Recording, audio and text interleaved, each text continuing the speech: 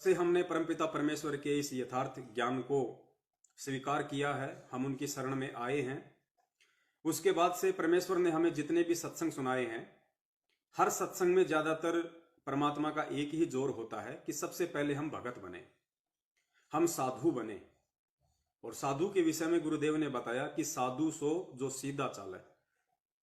संत वही होता है, भगत वही होता है, साधु वही होता है जो बिल्कुल सीधे तरीके से रहे, वो अपने परमेश्वर की रजा में राजी रहे।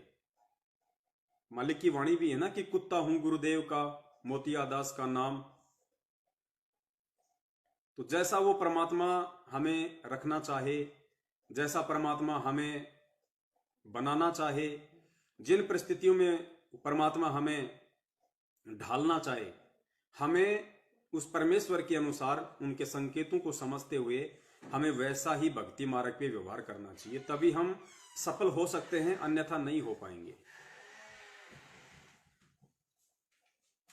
तो संदेशा ये था पुण्यात्माओं कि आज हम जितने भी भगत भाई बहन हैं, तकरीबन कई लाखों की संख्या में सतगुरु रामपाल जी महाराज जी के शिष्य और शिष्य हैं।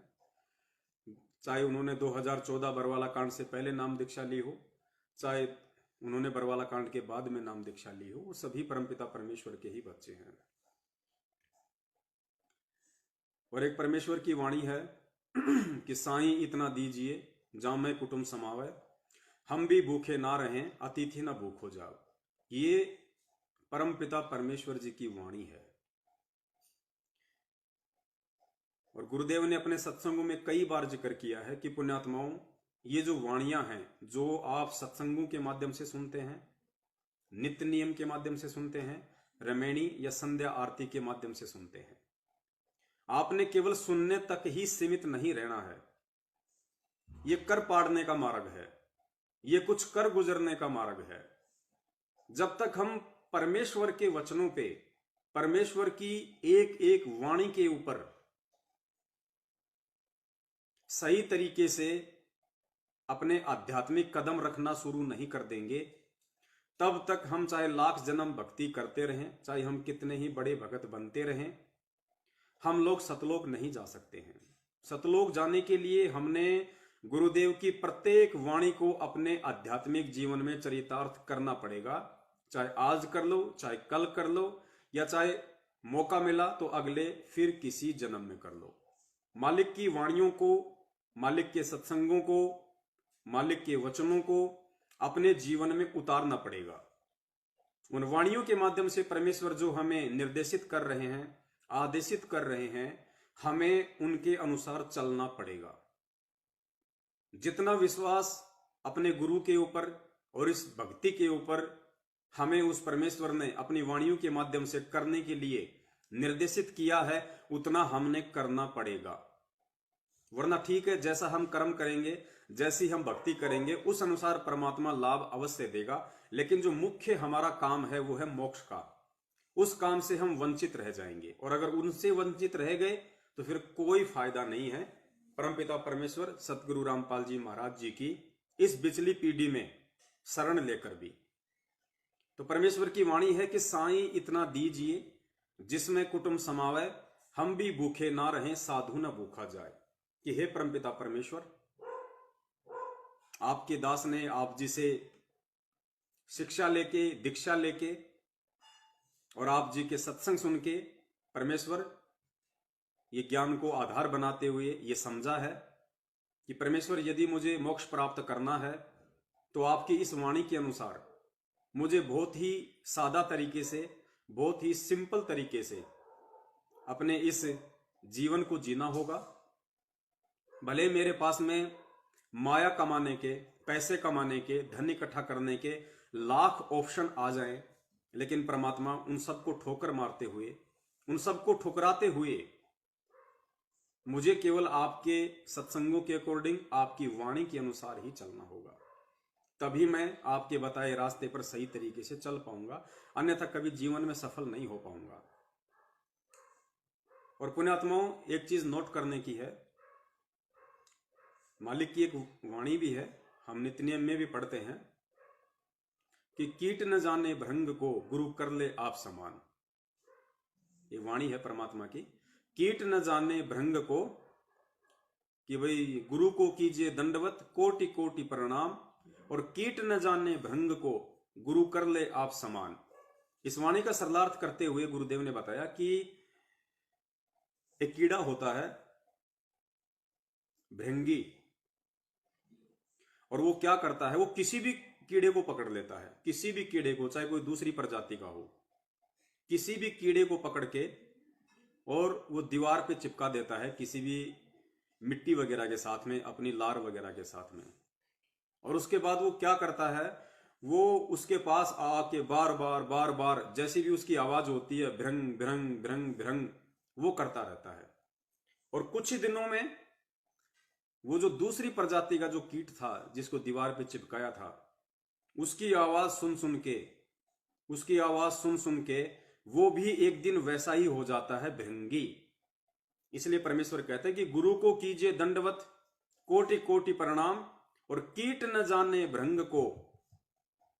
वो जो कीड़ा था, वो जो कीट था, वो उस भृंगी को नहीं जानता था, नहीं पहचानता था। तो कीट न जाने भृंग को, गुरु कर ले आप समान। लेकिन उस सतगुरु के आशीर्वाद से, उस सतगुरु की मेहनत से, उस सतगुरु की आवाज से कुछ ही दिनों में ऑटोमेटिक वो भी वैसा ही बन जाता है, उसको मालूम भी नहीं पड़ता है। तो पुण्यात्माओं, ठीक यही स्थिति आध्यात्मिक जीवन में होती है। एक भगत जो परमात्मा से नाम उपदेश लेके अपना आध्यात्मिक जीवन शुरू करता है, और यदि उसका मकसद मोक्ष प्राप्त करना है, वास्तव में यदि वो भक्ति के मकसद से ही जुड़ा है और आत्म कल्याण करवाना ही यदि उसका मकसद था, तो उस आत्मा को एक दिन मालूम भी नहीं पड़ेगा, सतगुरु की संगति करते करते करते करते कब वो सतगुरु जैसा ही बन जाता है, उसको मालूम भी नहीं पड़ेगा। यही इस ज्ञान का सबसे बड़ा असर होता है। तो आध्यात्मिक जीवन में हमें कैसे रहना है, हमें कैसे चलना है, हमने किन किन मापदंडों का पूर्णतया पालन करना है, इस बात की यदि हमें सत्संगों से जानकारी ना हो पाए, किसी कारणवश सत्संग ना सुन पाने के चलते या साध संगति ना कर पाने के चलते, तो गुरुदेव ने इसका दूसरा सीधा सा तरीका बताया कि आप आध्यात्मिक जीवन में अपने गुरु को देख के चलिए। यदि आपका गुरु सच्चा है, सतगुरु है, शास्त्रों से आप जी को प्रमाणित हो चुका है, जो पहचान सतगुरु के विषय में बताई हुई है, और उसके बाद यदि आपने नाम दीक्षा ली है, तो फिर आपको वैसा ही आध्यात्मिक या सामाजिक जीवन जीना है जैसा कि आपका सतगुरु जी रहा है। तो जिन जिन भगत भाई बहनों ने परमपिता परमेश्वर सतगुरु रामपाल जी महाराज जी से नाम उपदेश लिया हुआ है, वो अपने पूज्य गुरुदेव जी के आध्यात्मिक और सामाजिक जीवन को देख सकते हैं कि किस प्रकार से उस परमात्मा की रहनी और करनी है, और वैसा ही वो परमात्मा आप और हम सभी को बनाना चाहते हैं।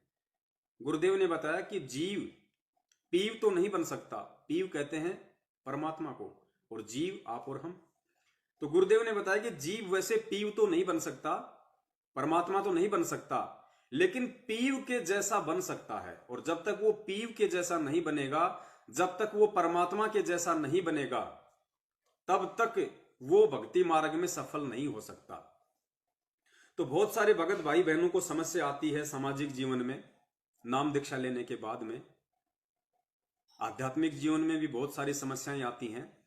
तो उन्हें अपने सतगुरु को देख के चलना चाहिए, उन्हें अपने परमपिता परमेश्वर के पद चिन्हों पे चलना चाहिए। बहुत सारे भगत भाई बहनों को शादी विवाह में दिक्कत आती है, किसी को लेन देन में दिक्कत आती है, कोई ससुराल जाता है उसको टीका लेना, जवारी लेना है, धोख लगाना, बहुत सारी चीजों में दिक्कत आती है। तो उन आत्माओं को अपने सतगुरुदेव जी को देख के चलना चाहिए कि मेरे सतगुरुदेव जी ने एक आम व्यक्ति की भूमिका करते हुए और जो एक लीला की है उन्होंने, उस लीला में जीवन में उनका क्या रोल रहा है। जब से मैंने नाम दीक्षा ली है, क्या तब से मेरा गुरु कभी किसी शादी में गया? क्या मेरे गुरु ने अपने रिश्तेदारी में यहां किसी की शादी अटेंड की?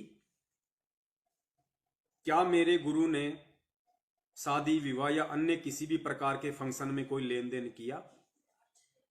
क्या मेरे गुरुदेव ने जब उनके भाणजों का, जो उनकी बहन के बच्चे हैं, जब उनकी शादी थी, विवाह था, तो क्या मेरे गुरुदेव भात लेके गए थे? क्या मेरे गुरुदेव वहां पे पटड़े पे चढ़े थे, अपनी बहन से तिलक निकलवाया था? क्या मेरे गुरुदेव किसी की 13वीं में गए थे, और गए थे तो क्या क्या फॉर्मेलिटी की थी? क्या मेरे गुरुदेव ने जब कभी उनके परिवार या रिश्तेदारी में किसी का कोई निधन हुआ हो, तो क्या उन्होंने किसी पंडित वगैरह को जो है बुला के पूजा पाठ करवाई थी?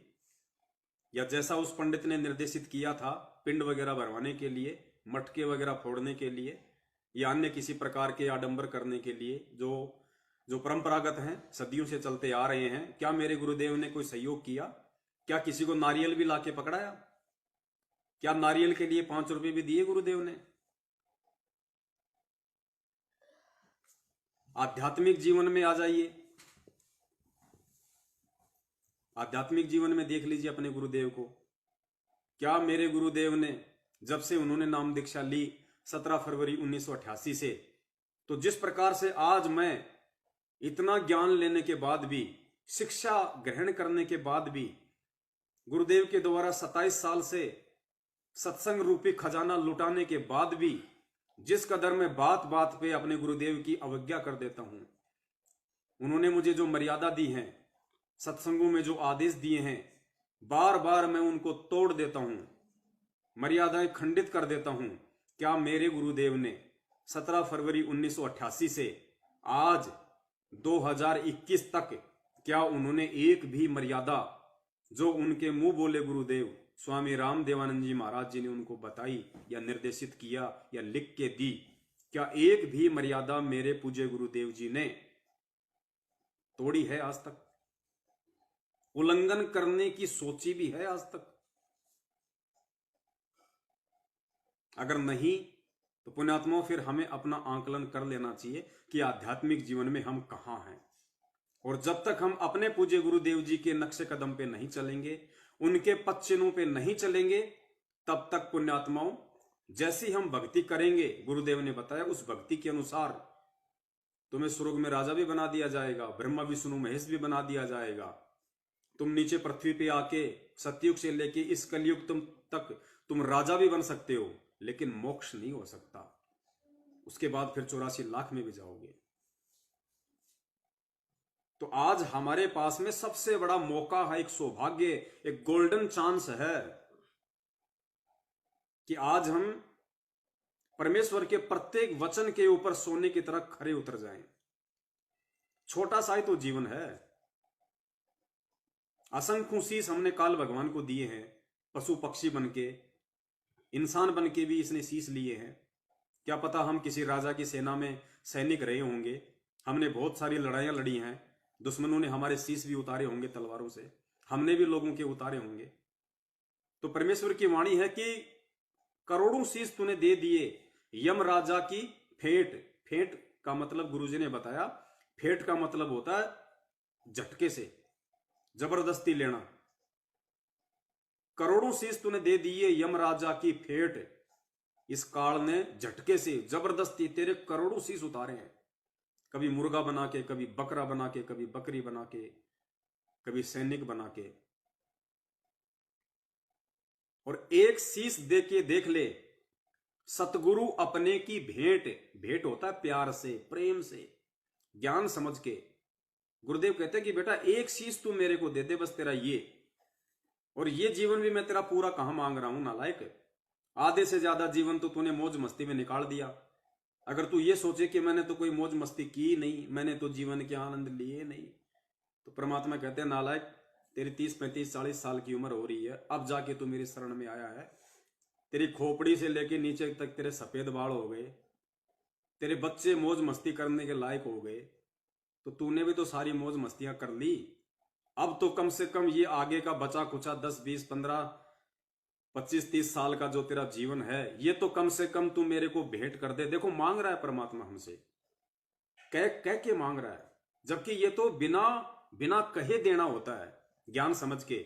लेकिन फिर भी वो परमात्मा देखो हमें पार करने के लिए, अपने बच्चों को समझाने के लिए कहता है, शीश एक दे के देख ले, सतगुरु अपने की भेंट। अपने सतगुरु को प्यार से ये शीश उनको सौंप दे। उनके चरणों में रख दे कि परमात्मा चाहे इसको काटो, चाहे जो मर्जी करो, ये दास का जो शरीर है, इस दास के शरीर के खून का एक एक कतरा परमात्मा आपका है। चाहे इस जन्म में पार करो, चाहे अगले जन्म में करो, चाहे अगले किसी जन्म में पार करो। इस दास का अपना कुछ भी नहीं है परमेश्वर, सब कुछ आपका है। और फिर परमात्मा ने शीश देने का मतलब बताया कि वे सतगुरु कभी ये शीश नहीं लेता। आध्यात्मिक जीवन में शीश देने का मतलब है अपनी इच्छाओं को खत्म कर देना, अपनी वासनाओं को खत्म कर देना, इस मान बढ़ाई और अहंकार को खत्म कर देना। और जैसा सतगुरुदेव जी ने अपने सत्संगों में मुझे बनने का निर्देश दिया है, साधु बनने का, भगत बनने का, संत बनने का, बस उस अनुसार मैं अपनी रहनी करनी करूं, गुरु की प्रत्येक आज्ञा का मैं पालन करूं, गुरुदेव की अवज्ञा करने की कभी मैं सौपन में भी ना सोचूं। जैसा मुझे गुरुदेव निर्देशित करें वैसा ही मैं करूं, उनके प्रत्येक वचन पे मैं खरा उतरूं। ये होता है आध्यात्मिक जीवन में सतगुरु को प्रेम से शीश भेंट करना। और पुण्यात्माओं, जब तक हम ये नहीं करेंगे तब तक हमारा बेड़ा पार नहीं होने वाला है। चाहे हम कितना ही दान कर दें, हम कितने ही यज्ञ कर दें, जितने यज्ञ करेंगे, जैसा दान करेंगे, वो अगले जन्मों में आपको मिल जाएगा, चाहे मानव शरीर में मिले या चाहे किसी पशु पक्षी की योनि में मिले। क्योंकि परमेश्वर कहते हैं कि धर्म तो दसके नहीं, दसके तीनों लोक, और खैरायत में खैर है कीजिए आत्म पोक। जो दान धर्म तुम करोगे अपने सतगुरु को, वो कभी भी निष्फल नहीं जाएगा। दान धर्म को तो काल को दिया हुआ भी निष्फल नहीं जाता। सतगुरु मानव जन्म प्राप्त करके देता है, काल आपको गधा कुत्ता बना के दे देता है। धर्म कभी भी निष्फल नहीं होता है। तो आज आप और हमारे को मौका मिला है और इस मौके को हमने चूकना नहीं है। तो जो संदेश आज परमात्मा संगत में जो दिलवाना चाहते थे, उसके लिए परमात्मा ने छोटी सी ये एक भूमिका बनवाई थी, ताकि हम आगे संदेश को आसानी से समझ सकें कि आज का हमारा सब्जेक्ट क्या है। तो परमेश्वर की जो वाणी है कि साईं इतना दीजिए जिसमें कुटुंब समावे, हम भी भूखे ना रहें और अतिथि ना भूख हो जाए। रिक्वायरमेंट ऑफ द फैमिली, परिवार की आवश्यकता, उससे ज्यादा मांगना एक भगत के लिए, संत रामपाल जी महाराज जी का भगत होकर, सबसे बड़ी मूर्खता होगी उसके आध्यात्मिक जीवन की। इससे अधिक यदि वो परमेश्वर से मांगता है या वो खुद अपने तरफ से इससे ज्यादा कमाने की कोशिश करता है, तो ये उसके जीवन की सबसे बड़ी भूल होगी। बहुत सारी वाणियां हैं परमेश्वर की। एक वाणी में परमपिता परमेश्वर ने समझाया है हमें बड़े प्रेम से।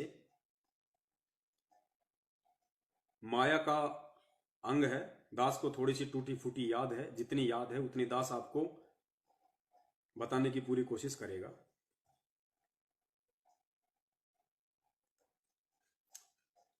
गुरुदेव ने बताया कि परमात्मा ने सत्संग करते हुए अपनी वाणी के माध्यम से कहा कि दानी को नहीं देत हूं, ना राखूं वर्ष करोड़, ये माया है सूम की बंदी सूम गलडोर। गुरुदेव ने कहा कि जो मेरा भगत दान करेगा उसको मैं धन नहीं दूंगा। धन नहीं देने का मतलब उसको उतना ही दूंगा, रिक्वायरमेंट ऑफ द फैमिली। क्योंकि हम वाणी भूल सकते हैं, परमात्मा अपनी वाणी नहीं भूल सकता। तो परमेश्वर ने कहा कि दानी को नहीं देत हूं, जो दान करेगा उसको मैं धन नहीं दूंगा। अब देखना पुण्यात्माओं, इन परमेश्वर की वाणियों पे गौर करना। आज 90% भगत समाज दान यही सोच के करता है कि मुझे धन और ज्यादा मिलेगा। क्योंकि परमेश्वर ने भी अपनी वाणियों में जिक्र किया है कि भाई धन चाहे तो दान कर और मुक्ति चाहे तो नाम। लेकिन परमेश्वर की किस वाणी का कहां पे क्या अर्थ निकलेगा, इस चीज को समझना ही परमेश्वर के उस परमेश्वर के सत्संगों के संकेतों को समझना है। यही तत्व ज्ञान है जो एक शिष्य अपने सतगुरुदेव जी से सीखता है। तो दो वाणियां परमेश्वर ने बोली कि धन चाहे तो दान कर और मुक्ति चाहे तो जप नाम। और दूसरी वाणी में परमात्मा कह रहे हैं कि दानी को नहीं देत हूं ना राखूं वर्ष करोड़। जो मेरा भगत दान करेगा उसको मैं धन नहीं दूंगा, ना राखूं वर्ष करोड़। उसको धन देकर, दान करने वाली पुण्य आत्माओं को धन देकर मैं करोड़ों वर्षों तक इस काल की जेल में नहीं रखना चाहता। दानी को नहीं देत हूं ना राखूं वर्ष करोड़। ये माया है सूम की। सूम होता है कंजूस आदमी। ये माया है सूम की बंदी, सूम गलडोर। इस माया को तो मैं कंजूस व्यक्ति के ही पैरों की बेड़ियां बना के उसको पहना के रखूंगा। भगत के लायक माया नहीं होती है, भगत के लिए माया नहीं होती है। तो फिर किसी भगत ने सवाल किया कि हे परमपिता परमेश्वर, भगत तो दान ही ये सोच के करता है कि दान करेंगे तो धन मिलेगा, धन मिलेगा तो फिर मकान खरीदेंगे, प्लाट खरीदेंगे, 100 प्रकार के काम जोड़ेंगे। लोग तो दान ही धन की प्राप्ति के लिए करते हैं, और आप कह रहे हो कि दानी को नहीं देत हूं ना राखूं वर्ष करोड़। तो परमेश्वर, फिर जो दान करने वाला जो आपका भगत है उसको फिर आप क्या दोगे अगर धन नहीं दोगे तो परमेश्वर ने बड़े प्यार से कहा कि दानी को तो देत हूं ज्ञान ध्यान विश्वास। देखना पुण्यात्माओं, पूज्य गुरुदेव जी ने बताया कि ज्ञानी को तो देत हूं, दानी को तो देत हूं ज्ञान ध्यान विश्वास, भक्ति गरीबी और बंदगी, ज्यों निपजे निज दास। जो मेरा भगत दान करेगा, कौन सा भगत? ज्ञान को समझ के जो दान करेगा, ज्ञान को समझ के जो दान करेगा, उस मेरी प्यारी आत्माओं को मैं क्या दूंगा? दानी को तो देत हूं ज्ञान ध्यान विश्वास। ज्ञान क्या? इस परमेश्वर के पूर्ण मोक्ष मार्ग की जानकारी, यथार्थ जानकारी, तत्व भेद। दानी को तो देत हूं ज्ञान ध्यान। ध्यान क्या? उसको ऐसा ज्ञान दे दूंगा उसके बाद उसका ध्यान मेरी भक्ति से और मेरे चरणों से, पूज्य गुरुदेव जी कहते हैं कि हटेगा ही नहीं। ज्ञान ध्यान और विश्वास, उसको इतना विश्वास से भर दूंगा, इतना विश्वास से भर दूंगा, उस जन्म में उस पुण्य आत्माओं को कोई डगमग नहीं कर पाएगा। इतना विश्वासी मैं उस आत्मा को बना दूंगा। दानी को तो देत हूं ज्ञान ध्यान विश्वास, और क्या देंगे? भक्ति गरीबी बंदगी, ज्यों निपजे निज दास। उस मेरी प्यारी पुण्य आत्माओं को मैं ज्ञान ध्यान विश्वास भक्ति गरीबी बंदगी शील संतोष विवेक दया अक्षमा परोपकार निश्चलता निष्कपटता, ये सारे गुण जो 16 श्रृंगार हैं एक आत्मा के, ये सारी चीजें मैं उस दान करने वाली आत्मा को दूंगा। ज्यों निपजे निज दास, ताकि जो मेरा दास है वो निपजेगा, उपजेगा, वो बढ़ेगा, वो वृद्धि करेगा भक्ति मार्ग में सतलोक जाने के लिए।